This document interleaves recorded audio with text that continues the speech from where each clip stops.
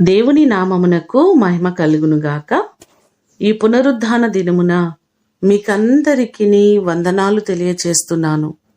ఎలా ఉన్నారండి? అందరూ బాగున్నారా? ప్రతిరోజు మీ కొరకు మేము ప్రార్థన చేస్తున్నాం. మా కొరకు, మా పరిచర్యల కొరకు మీరు కూడా ప్రార్థించవలసిందిగా ప్రభు పేరట మీకు తెలియచేస్తున్నాం. ప్రతిరోజు మీ కామెంట్ల రూపంలో మీ ప్రోత్సాహాన్ని మాకు తెలియచేస్తున్నా మీకందరికీ నా నిండు వందనాలు తెలియచేస్తున్నాను.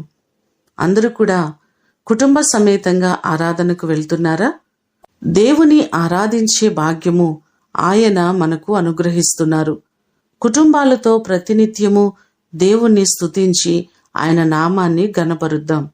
ఈ దినము మిమ్ములను బలపరచు దేవుని మాట, నాకు అసాధ్యమైనది ఏదైనా ఉండునా? ఇర్మియా గ్రంథము 32వ అధ్యాయము 27వ వచనం.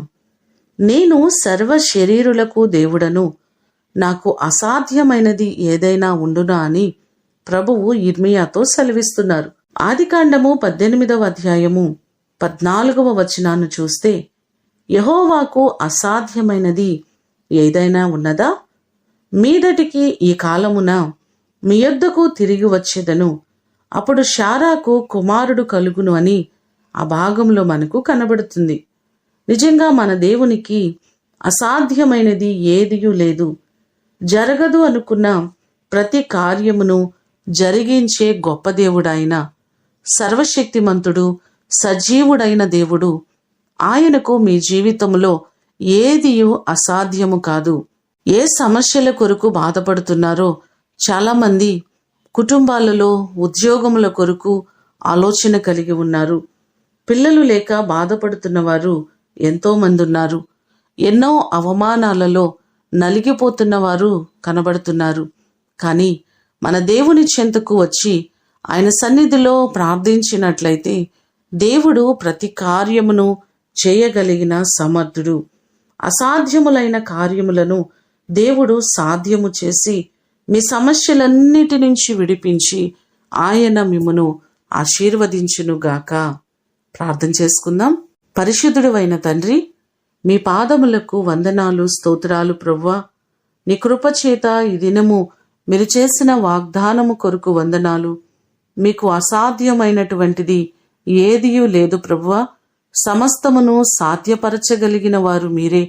నీ కృపచేత మా ప్రియులెల్లరినీ జ్ఞాపకం చేసుకోండి. వారి జీవితంలో ఆగిపోయిన ప్రతి కార్యమును మీరు జరిగేటట్లుగా చేయండి. ఎంతోమంది పిల్లల కొరకు బాధపడుతున్న వారు ఉన్నారయ్యా. వారి జీవితంలో గొప్ప కార్యాన్ని మీరు జరిగించండి. ప్రతి వారికి మీరు మేలు చేయండి. శారా గర్భమును తెరిచి ఇస్సాకును అనుగ్రహించినట్లుగా పిల్లలు లేక బాధపడుతున్న వారు ఉన్నారు. వారికి నీ కృప చేత బిడ్డలను మీరు అనుగ్రహించి ప్రతి వారి జీవితంలో గొప్ప కార్యాలు మీరు చేయండి. ఉద్యోగములు లేని వారికి ఉద్యోగములు దయచేయండి. ప్రతి వారిని మీరు దీవించండి. నీ కృపలో బలపరచమని యేసు అతి ఘనమైన నామమున అడిగి వేడుకొని పొందియున్నాము తండ్రి. ఆమేన్. దేవుడు మిమ్ములను దీవించునుగాక.